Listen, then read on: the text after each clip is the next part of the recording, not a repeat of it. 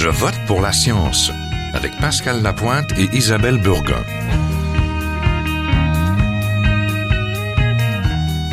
Bonjour, j'espère que vous portez bien. Au mois d'août dernier se tenait un congrès international organisé à Québec en collaboration avec l'Association médicale du Québec. Il portait sur la prévention du surdiagnostic. Le surdiagnostic rassemble des prescriptions et des examens inutiles dont le patient n'a pas vraiment besoin. C'est la recherche excessive de la maladie. Et on a quelques exemples avec les tests de résonance magnétique pour les maux de dos simples ou les tests PAP systématiques dans les cabinets de gynécologie ou encore les bilans de santé annuels sans aucun problème suspecté. Cette multiplication d'examens sans motif occasionne du sous-traitement car ils risquent de ne plus être disponibles pour ceux qui les nécessitent vraiment. Cela entraîne aussi un problème de surmédicalisation. La consommation de trop de pilules peut aussi entraîner d'autres pathologies. Selon les études compilées par l'Institut pour l'amélioration des soins de santé, entre 17 et 30% des interventions produites aux États-Unis seraient inutiles et évitables. Effet pervers de la médecine occidentale, le surdiagnostic soulève de nombreuses questions. Comment se prévenir d'en faire trop pour les malades sans négliger les soins? Comment peut-on évaluer financièrement le coût du surdiagnostic?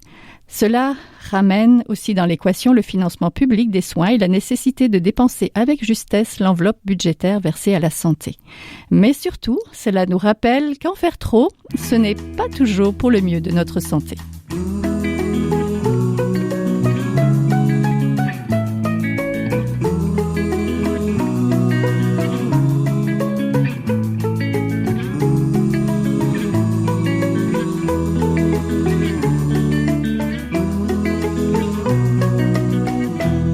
Pour mieux comprendre cet enjeu, nous allons tout d'abord nous entretenir avec le Dr Hugo Via, médecin chirurgien, président et porte-parole de l'Association médicale du Québec. Bonjour.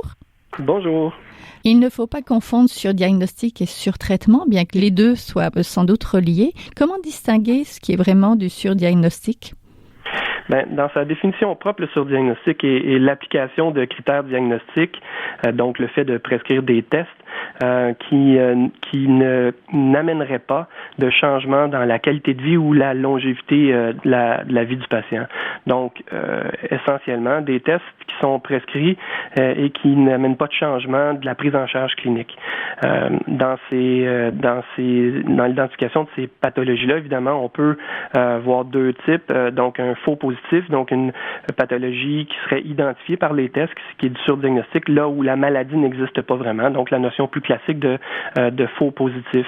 Mais de façon plus spécifique, je dirais, à laquelle on s'attarde de plus, c'est la détection, la recherche de pathologies qui ont peu ou pas d'impact sur la santé des individus. Donc, on peut imaginer dans ça l'exemple classique du dépistage du cancer de la prostate, qui est, disons, l'élément ou la maladie qui a amené une diffusion beaucoup plus rapide de la notion de surdiagnostic, parce qu'on a vu dans les dernières années un retour en arrière sur le dépistage et la prise en charge du cancer de la prostate.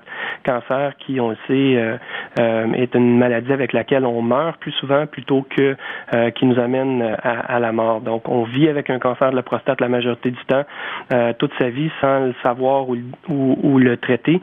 Et c'est pas cette maladie-là qui va nous tuer la plupart du temps ou qui va nous amener une plus grande atteinte de la qualité de vie, mais ce sont les autres maladies en périphérie. Donc, la valeur du dépistage, la recherche et du traitement du cancer de la prostate est remise en question. On a depuis environ 2 ans cessé le dépistage systématique dans une catégorie de patients dans la population générale, chez les hommes particulièrement en haut de 65 ans. Oui, les gens sont généralement maintenant atteints de Google It. Ils sont très informés, souvent éduqués. Ils exercent aussi une pression donc sur le médecin pour avoir plus de prescriptions et d'examens. Comment s'allier le patient alors? Bien, il s'agit d'un élément très important parce que lutter contre le surdiagnostic implique évidemment une lutte contre une certaine culture qui est bien implantée en milieu occidental qui est celle de plus on fait, mieux c'est. On a un système de santé très performant qui est à la fine pointe, qui a permis d'amener des améliorations importantes de la qualité de vie, de la longévité, mais on est un petit peu victime de cette réputation information-là. Et on sait que on s'attend, ou culturellement, je crois que la population s'attend à ce qu'on dépiste et qu'on prévienne toutes les maladies. C'est une insécurité qui est normale, c'est une appréhension qui est tout à fait humaine. Maintenant, c'est aux données probantes et à l'autorité de la communauté médicale et de la recherche scientifique d'établir les éléments qui sont vraiment importants pour la santé des gens. Évidemment, on trouve sur Google énormément d'informations. C'est pour ça que la campagne Choosing Wisely réoriente plutôt le patient vers des connaissances qui sont maintenant bien établies dans le domaine, qui nous permettent d'aller faire des recherches qui sont bien posées, bien structurées et surtout en lien avec notre système de santé nord-américain, qui vont avoir un impact plus important dans la discussion avec le médecin. On sait que pour le médecin, la plus grande difficulté dans le combat contre le surdiagnostic est d'obtenir l'approbation du patient dans la démarche. Sans cette approbation, évidemment, on ne règle pas les problèmes d'insécurité du patient, ses appréhensions, et on risque d'avoir un patient insatisfait et qui se met ensuite à magasiner pour obtenir des réponses à ses questions, à ses insécurités. Oui, c'est ce qu'on pourrait appeler un aspect culturel du surdiagnostic. Il semblerait que ça soit une maladie occidentale parce qu'on a accès aux soins. On a par contre des médecins qui ont peu de temps, malgré que la médecine a beaucoup évolué. Oui. D'où l'importance des outils. Donc, on sait que comme le temps est limité et que c'est un débat ou une discussion qui est hautement sensible avec le patient, l'insécurité principalement, quand on parle entre autres de cancer, bien, les discussions doivent être basées sur les appréhensions du patient. Et c'est la campagne Choosing Wisely ou Choisir avec soin arrive très bien à faire. On a des outils dans cette campagne-là qui permettaient aux cliniciens et aux patients de s'informer, de simplifier le langage, de donner des exemples qui sont parlants à l'aide de pictogrammes, par exemple, où on voit une mosaïque avec le nombre de patients qui doivent être dépistés, traités ou dépistés avec un test, le nombre de patients dans ce sous-groupe qu'on y retrouve qui vont être positifs et le nombre de patients en bout de ligne qui peuvent bénéficier des traitements. Alors, quand on image ça comme ça parle beaucoup, ça permet aux patients de bien comprendre les enjeux et de procéder ensuite à une décision éclairée. Et décision éclairée qui est très importante, qui va faire partie de la médecine de demain, la médecine dite personnalisée. Le Congrès sur le surdiagnostic de Québec a été l'occasion de mettre à jour les connaissances sur le surdiagnostic 4 ans après le premier événement. Les médecins donc appréhendent mieux ce problème, mais il reste difficile à évaluer, n'est-ce pas?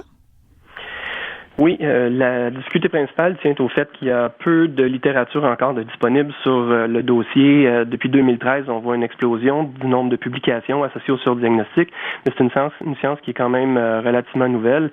Et comme dans tout domaine scientifique, l'accès aux données ou la présence de données est un élément essentiel, données qui manquent encore beaucoup actuellement. Oui, vous avez amené des nouvelles orientations cette année? Bien oui, le congrès, qui est un congrès organisé par l'Université d'Oxford en Angleterre, passe de pays en pays. En fait, l'hôte était cette année l'Association médicale du Québec, congrès qui s'est tenu en marge du 150e du congrès de l'Association médicale du Canada cette année. Et on tenait, pour l'événement québécois, à amener un aspect plus clinique, plus terrain au congrès, qui est un congrès principalement d'universitaires, de scientifiques, de chercheurs de milieu universitaire. Donc, il y a eu, en entente avec les gens d'Oxford, cette année, une tangente vers un aspect plus clinique, et nous avons d'ailleurs rejoint une grande proportion, plus de 55% des gens qui ont assisté au congrès cette année venaient du milieu clinique local, canadien et québécois. Le Québec a tardé à prendre des mesures pour contrer ce problème de surdiagnostic, contrairement aux autres provinces. Est-ce que la suppression des frais accessoires a permis vraiment là de s'y attaquer? Je crois qu'il s'agit de deux éléments parallèles. Je crois que l'historique vient probablement plutôt d'une question de langue à l'intérieur du Canada que vraiment d'une problématique associée aux frais accessoires. En fait, le principal mouvement auquel on assiste au Canada qui diffuse la notion du surdiagnostic et l'expérience Choosing Wisely, qui est traduite au Québec par la campagne Choisir avec soin, qui est une initiative d'abord d'origine américaine où on sait l'importance du volet commercial aux États-Unis sur la prescription de tests et la présence de l'industrie pharmaceutique qui est très forte et des compagnies de l'industrie orthopédique, d'implants et tout ça. Donc, on a vu ce mouvement-là s'inscrire aux États-Unis d'abord, a été ensuite pris au Canada anglais, probablement par diffusion plus facile de la langue anglaise et principalement par l'Université de Toronto qui a repris à bout de bras cette initiative-là pour le Canada. Elle s'est diffusée ensuite, évidemment, en Ontario et ensuite sponsorisée par le fédéral et reprise par toutes les provinces. Effectivement, le Québec a été la dernière province à s'y inscrire. Un élément de traduction, principalement des outils et de la diffusion, était, à mon avis, présent. Ce que l'AMQ s'est attardé à faire, et donc pour pouvoir rendre disponible la campagne au Québec. Oui, je vous remercie beaucoup. On était en compagnie du Dr Hugo Vien, médecin chirurgien, président et porte-parole de l'Association médicale du Québec, donc qui avait co-organisé ce congrès sur le surdiagnostic cet été.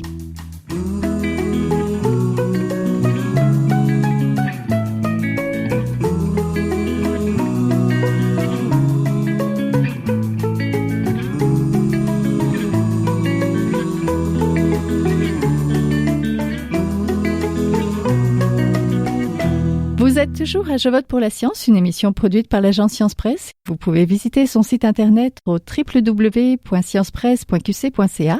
Nous parlons sur diagnostic avec notre second invité, le docteur Gilles Mignot. Gilles Mignot a fait carrière au Centre hospitalier universitaire de Nice, au Centre régional de pharmacovigilance durant une dizaine d'années, avant de cofonder un des premiers centres français destinés au traitement des douleurs chroniques.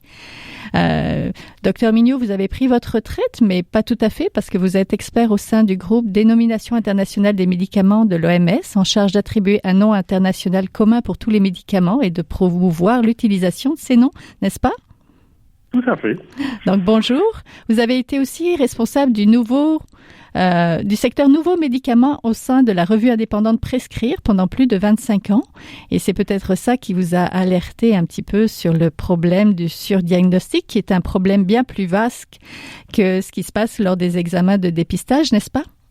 Tout à fait, oui. Nous avons depuis longtemps milité contre le surdiagnostic et ce qui va avec, la surmédicamentation inutile des patients. Donc c'est un problème très vaste. C'est pas simplement de multiplier des examens, ça entraîne beaucoup de choses.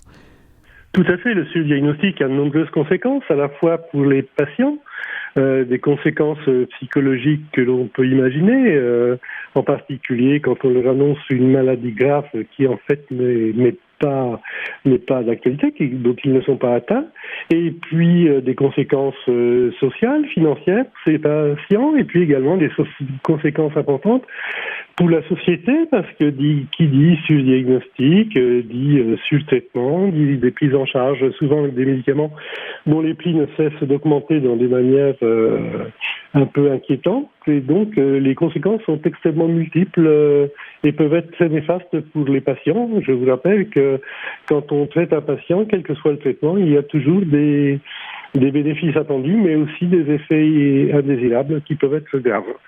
Oui, le surdiagnostic est très lié à des conflits d'intérêts, mais pas uniquement financiers. Quels sont les conflits des 4 acteurs qui interviennent dans ce problème de santé? Oui, donc à la revue Prescrire, on a l'habitude de dire que dans le domaine de la santé interviennent 4 acteurs qui ont des rôles et des devoirs différents. Les premiers acteurs, ce sont évidemment les pantous qui ont le droit d'avoir des soins de qualité, mais qui ont aussi le devoir de s'informer de manière indépendante, de s'éduquer en matière de santé, d'avoir des actions de prévention, etc.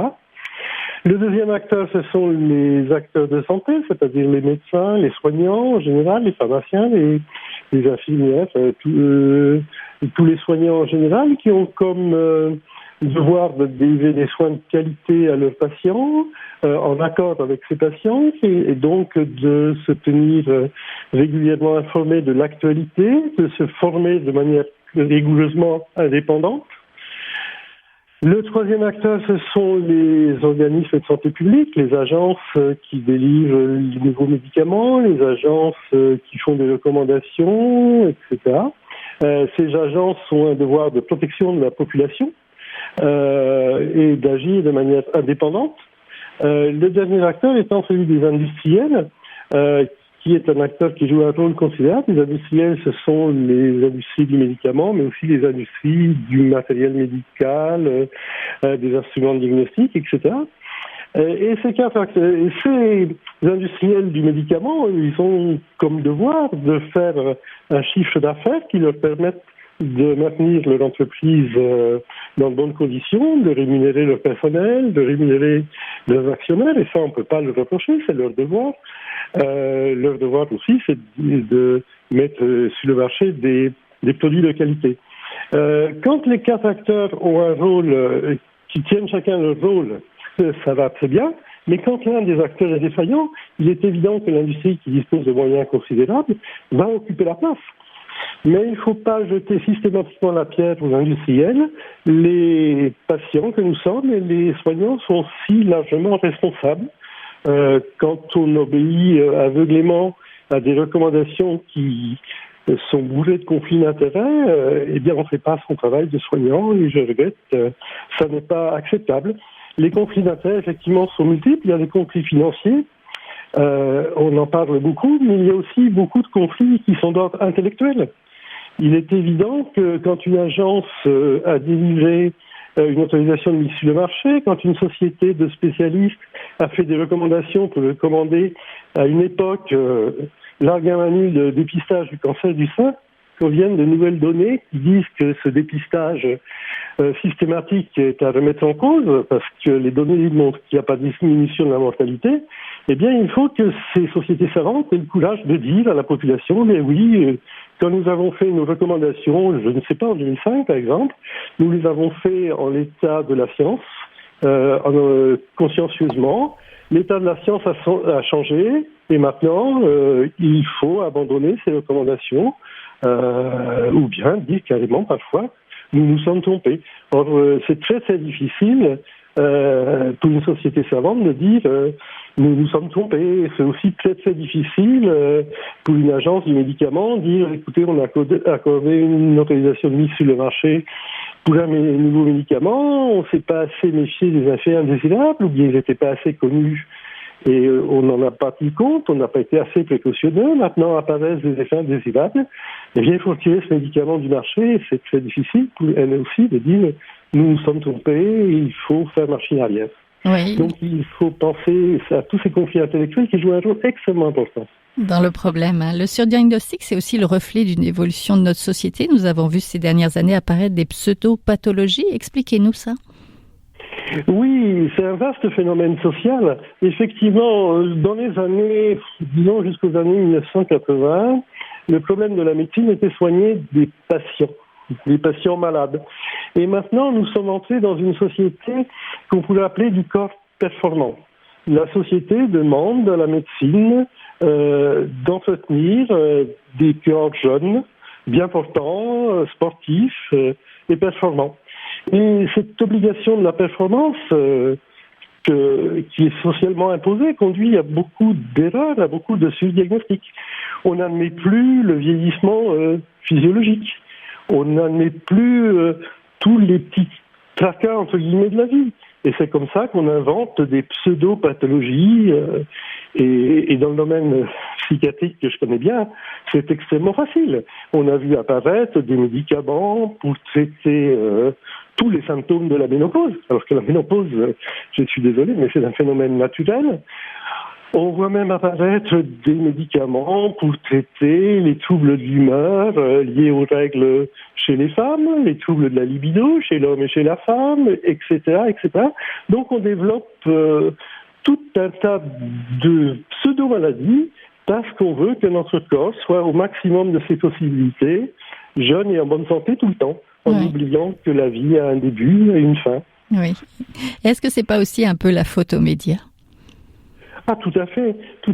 Les médias jouent un rôle extrêmement important en matière de santé. Les journalistes, pardonnez-moi de le dire un peu brutalement, il y a d'excellents journalistes dans le domaine de la santé, mais il y en a d'autres aussi qui ne font pas assez attention aux conflits d'intérêts. Que voulez-vous, quand vous êtes invité par une firme pharmaceutique à un congrès dans un endroit exotique et que vous passez 3 jours fantastiques à être courtisé par des grands professeurs de médecine, etc., en rentrant, forcément, vous allez faire un papier plutôt favorable à ce qu'on vous a inculqué.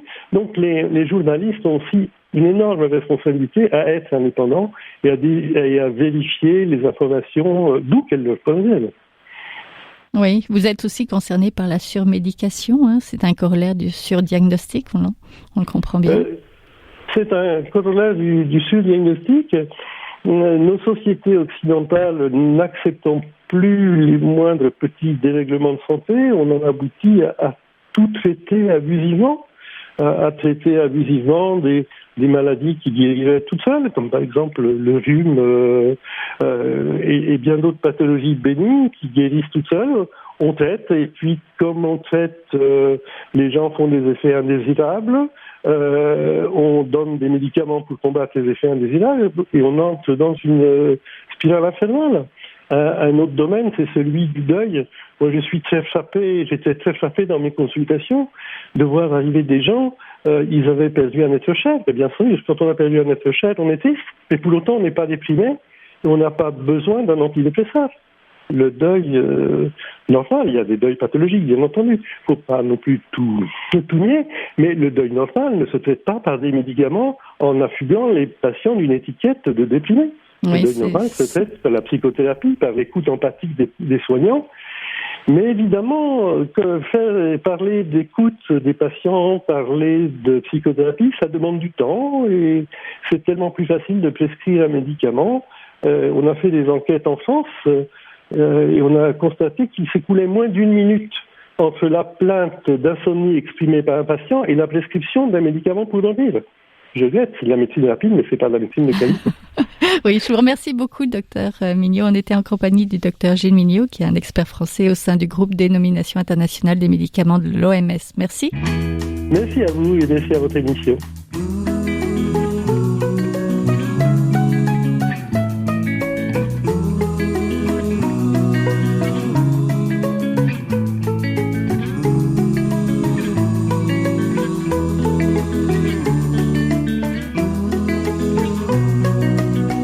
Vous êtes toujours à Je vote pour la science, là où la science rencontre la politique, une émission produite par l'agence Science Presse, et vous pouvez visiter son site internet au www.sciencepresse.qc.ca.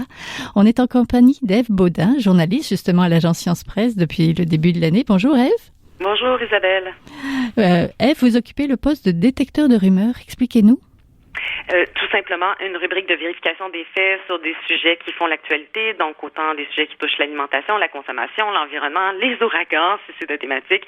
Et donc, en fait, ce qu'on fait, c'est qu'on vérifie si les informations qui circulent, particulièrement sur le web, mais aussi dans les médias traditionnels, sont vraies ou fausses, erronées, exagérées, etc. Donc, plusieurs exemples, évidemment, sur le cannabis, mais des fois de la couche ozone, les sucres. C'est très, très, très varié. On vous invite à suivre cette rubrique sur notre site et aussi sur notre page Facebook et Twitter. C'est sûr. Dans les derniers mois, vous avez donc fait plusieurs textes sur la légalisation du cannabis dans le cadre de cette rubrique. Oui, exactement. Ben, c'est sûr que la légalisation prochaine du cannabis qui a été annoncée par le gouvernement Trudeau et qui pourrait rentrer en vigueur dès juillet 2018 a suscité beaucoup d'inquiétudes. Il y a énormément d'informations qui ont circulé et une de celles qui revenait souvent, c'était de dire que la légalisation allait augmenter la consommation de cannabis chez les jeunes adolescents, que cette population était celle qui consommait le plus, qui sont en plus à risque de dépendance. Donc, en fait, on a fait quelques articles pour voir ce qu'il en était. Et la première idée reçue à laquelle on s'est attardé, c'est justement une qui s'avère infondée, finalement, qui est celle qui veut que la légalisation entraîne automatiquement une augmentation de la consommation chez les adolescents. Alors que selon les associations de santé publique qui se sont penchées donc sur la question et qui ont écrit même des mémoires à ce sujet-là, c'est vraiment un mythe. Donc, par exemple, des exemples d'organisations de santé publique qui ont affirmé que c'était un mythe, la Direction de la santé publique de la Ville de Montréal, l'Association publique du Québec, la SPQ. Eux, ce qu'ils ont fait, c'est qu'ils ont analysé des données disponibles pour les États américains qui ont légalisé le cannabis récréatif en 2012, donc l'État de Washington et de Colorado, et il n'y a pas eu d'augmentation de la consommation chez les adolescents, tout simplement. Il y a une très légère hausse chez les 18-25, mais pas chez les adolescents.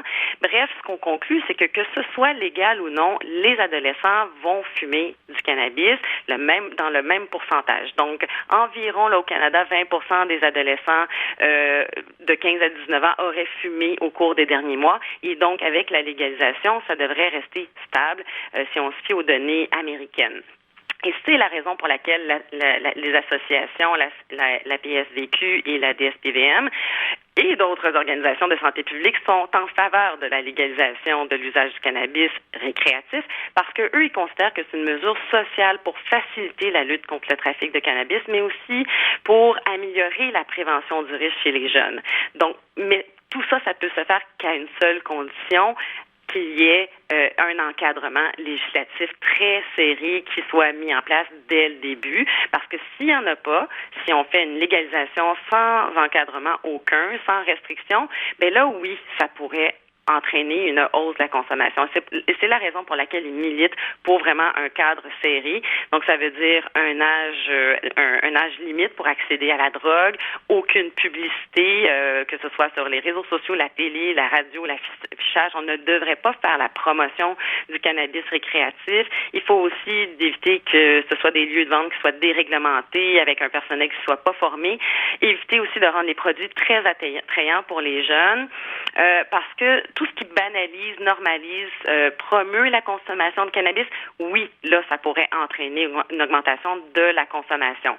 Et c'est la raison, encore une fois, pour laquelle les organismes de santé publique disent il faut une légalisation, mais avec beaucoup de restrictions et des balises. Donc, les balises, j'ai donné certains exemples, là, l'âge légal, les lieux de vente, etc.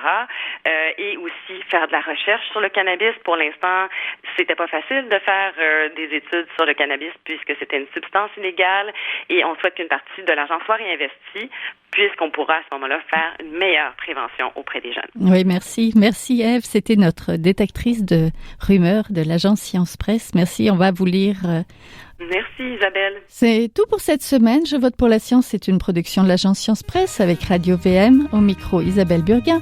À la régie, Daniel Fortin. Vous pouvez réécouter cette émission à l'antenne de Radio VM ou encore en podcast sur le site de l'agence Science Presse et toujours nous suivre sur vos réseaux sociaux préférés. À la semaine prochaine. Jin Zhaohua est un chercheur typique de ceux pour qui les progrès de la bioinformatique ont préséance sur le sens biologique et pour qui la grosse science constitue la seule logique. On y parle de génome, de transcriptome et de spliceosome, de traductome, de protéome et de foldéome, de kinome, de protéasome, mais pas du glaucome de Guillaume, de signalosome vers les lysosomes, et puis des milliers de candidats qui montent et qui descendent en fonction du stimulus duquel ils dépendent.